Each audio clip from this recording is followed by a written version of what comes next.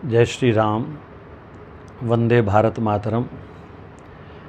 कल पंजाब के साथ साथ भारत के और भी प्रांतों में 7वें चरण का चुनाव होने जा रहा है।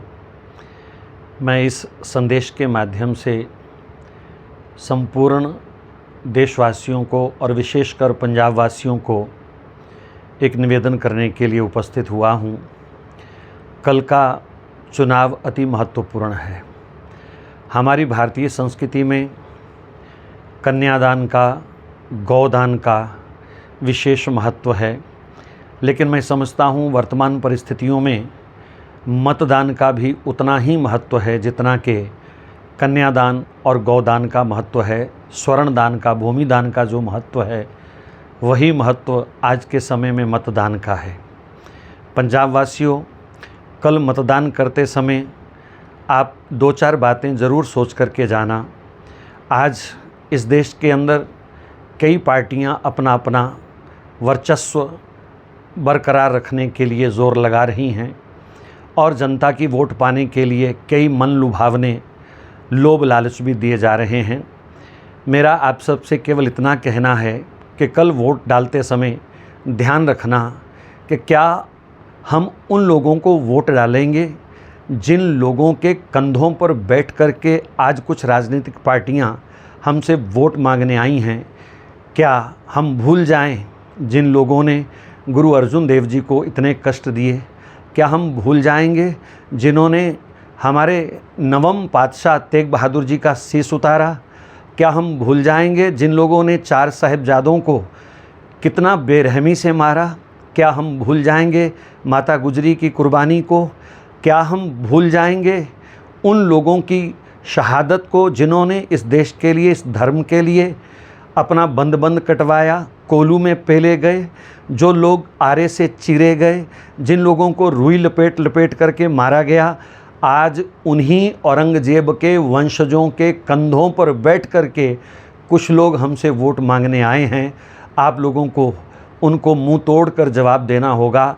पंजाब के वासियों, ज़रा सोच लेना, क्या हम भूल सकते हैं उन दिनों में जब इस पूरे पंजाब के अंदर बसों से निकाल करके निर्दोष लोगों की हत्या की गई? क्या हम भूल जाएंगे उस दिन को जब दरबार साहिब पर हमला हो गया? क्या हम भूल जाएंगे उन दिनों को जब हमारे इस प्रांत के अंदर नशा बांट करके देश की जवानी को बर्बाद कर दिया गया? आज हम सबको सोचना पड़ेगा। क्या हम चाहते हैं कि पंजाब के हालात कश्मीर जैसे बने? क्या हम चाहते हैं पंजाब के हालात केरला जैसे बने?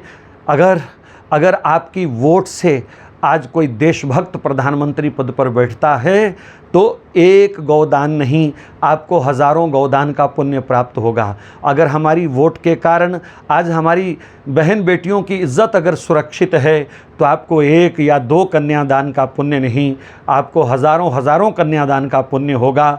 वोट उसको देना जो पंजाब की इस प्राचीन पद्धति की शहादत को संभालने का प्रयत्न करता हो, उस शहादत का बदला लेने की सोच रखता हो।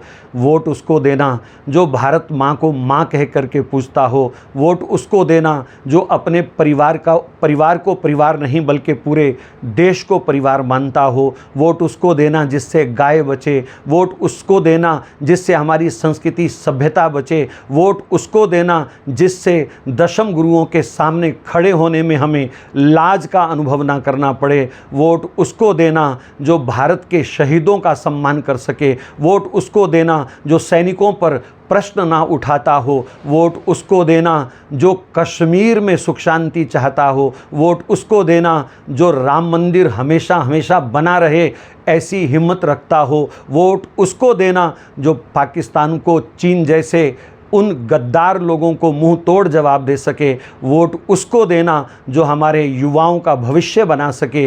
वोट उसको देना जो हमारे इस धर्म की, हमारे देश की रक्षा कर सके।